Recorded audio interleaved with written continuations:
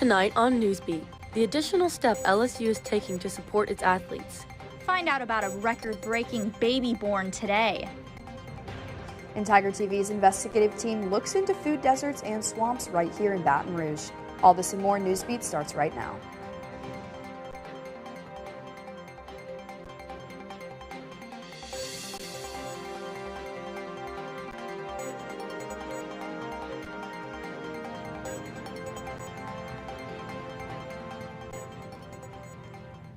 Good evening and welcome to Newsbeat. I'm Molly Ryan. And I'm Nicole Marino. Thanks for joining us. They say once a tiger, always a tiger, and LSU is taking that literally. Reporter Tate Eisworth found out more about LSU's athletics' newest program. Student athletes at LSU devote hundreds of hours into mastering their sport, which is why LSU sports teams are consistently atop the nation. But what happens to these players after college?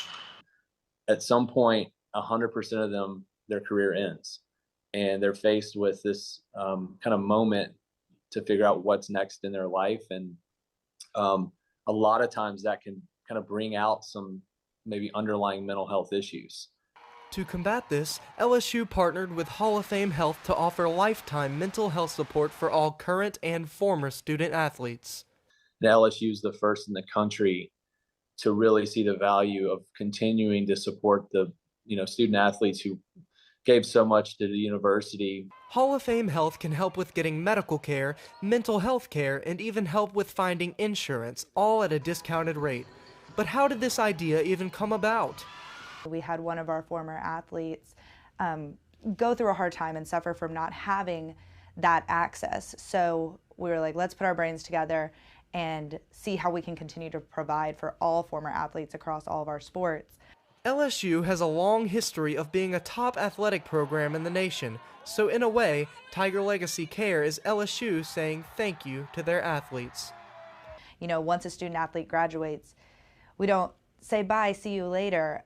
We're still here for them, and Tiger Legacy Care in this program is really putting meaning to that. For Tiger TV News, I'm Tate Eisworth. LSU is the first university in the country to provide this kind of service for their former student athletes. And as of right now, this service can be used for the rest of their lives. A four-time Grammy-nominated Creole rock and soul artist has enlisted the sounds of the Golden Band from Tigerland for his new album. Reporter Elizabeth White is in the studio with more.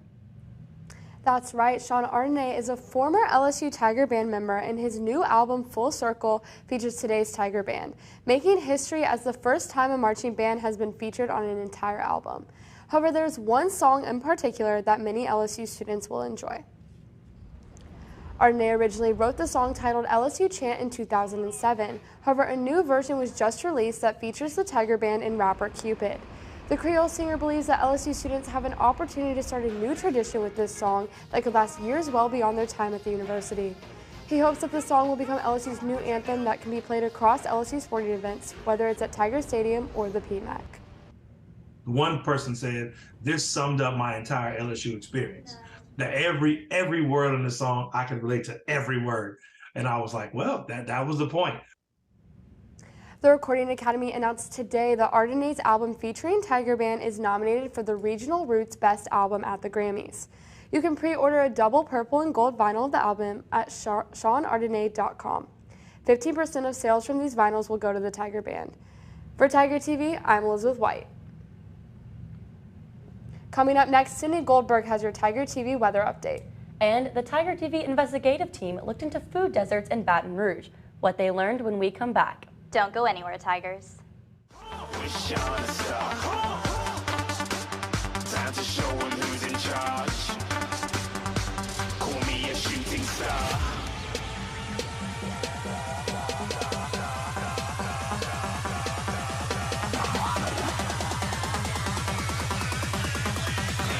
Shooting stars. Didn't even get to bronze.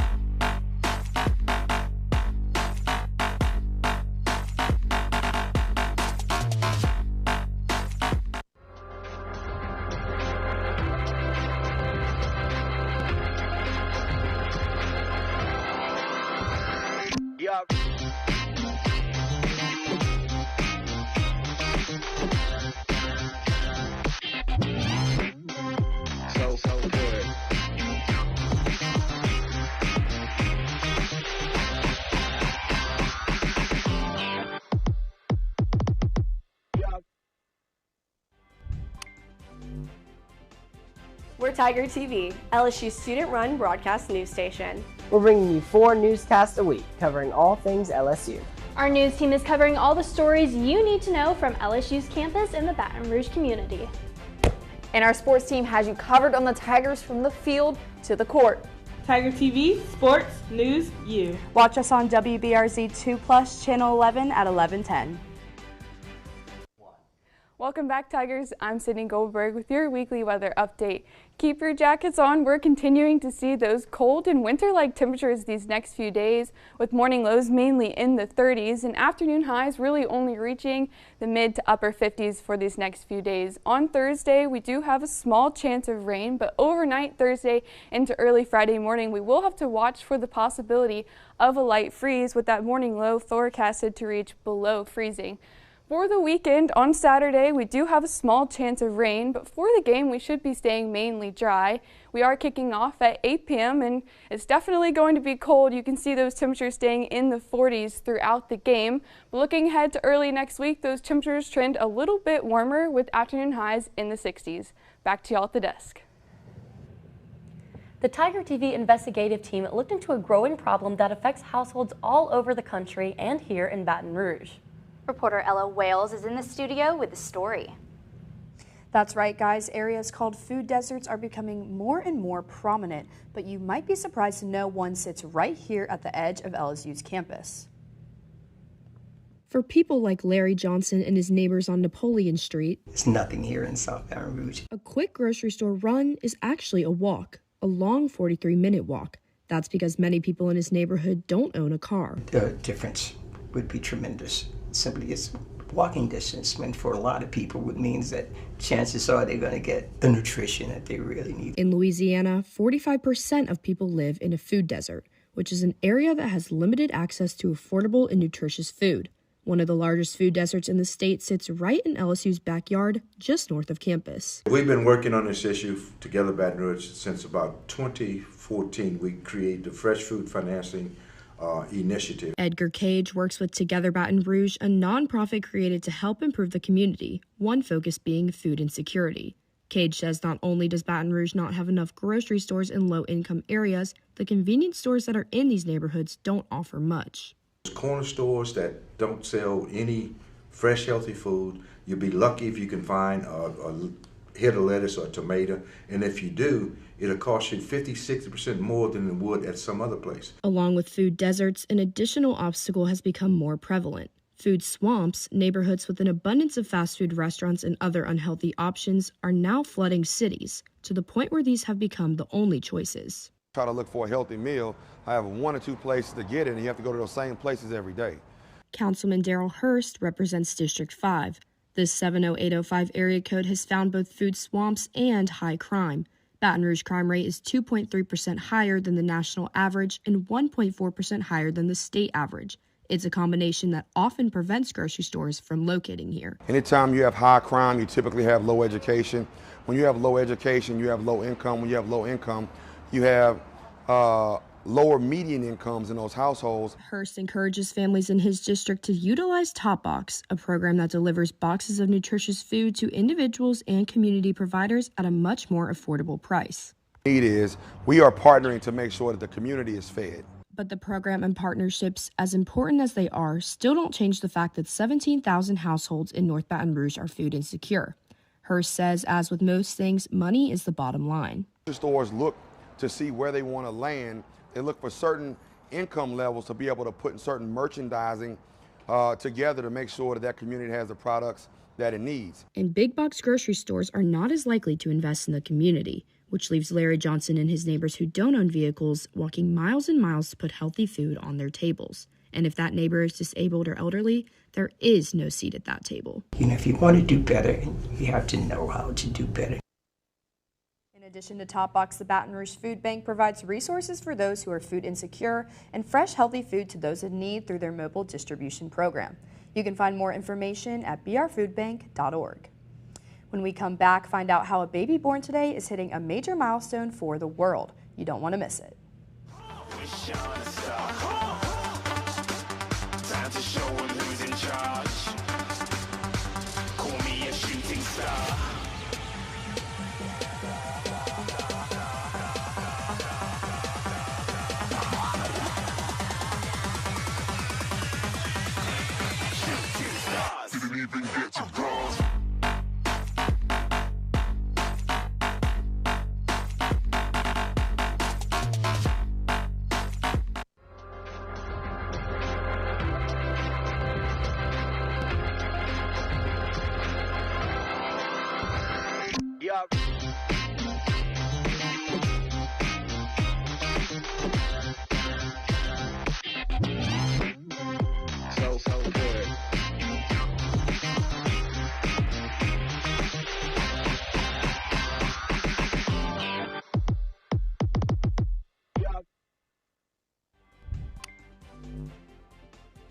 We're Tiger TV, LSU's student-run broadcast news station. We're bringing you 4 newscasts a week covering all things LSU. Our news team is covering all the stories you need to know from LSU's campus and the Baton Rouge community. And our sports team has you covered on the Tigers from the field to the court. Tiger TV, sports, news, you. Watch us on WBRZ 2+, Channel 11 at 11:10.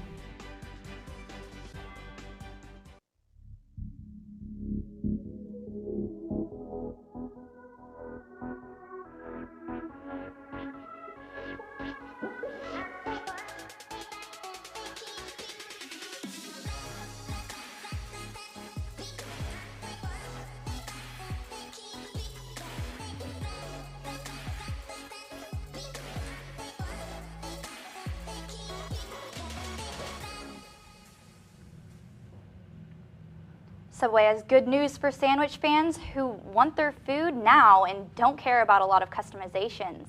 The restaurant unveiled a new vending machine filled with pre-made sandwiches Monday. Subway plans to install the machines at places you might expect: college campuses, airports, and hospitals. The company claims the machines use artificial intelligence to accept verbal orders. The concept of pre-made sandwiches isn't new for Subway. It started selling them at places like casinos, gas stations, and airports back in 2020. The grab-and-go experience has helped fill the void left by shuttered restaurants. The company says it's seen record-setting sales across its 20,000 locations, but Subway is privately owned and not subject to the same reporting laws as publicly held companies. The United Nations projects a major milestone in human development. Soon, there will be 8 billion people in the world, and the UN predicts that the 8 billionth person will be born today. It took 12 years for the population to get from 7 billion to 8 billion, but population growth is slowing. The UN projects it will take 15 years to reach the 9 billion mark. 11-year-old Sadia Oishi in Bangladesh is the estimated 7 billionth baby, and 23-year-old Adnan Mevic in Bosnia-Herzegovina is the estimated 6 billionth baby. It's hard to know who exactly the 8 billionth baby will be. United Nations officials make a rough estimate of who they think these milestone babies are so they can put a face to the numbers. That's all the time we have for tonight's Newsbeat. To stay up to date on all things LSU, you can watch Tiger TV live at 5 Monday through Thursday. And follow our social media at LSU Tiger TV. Until next time, I'm Nicole Marino. And I'm Molly Ryan. Have a great night, Tigers.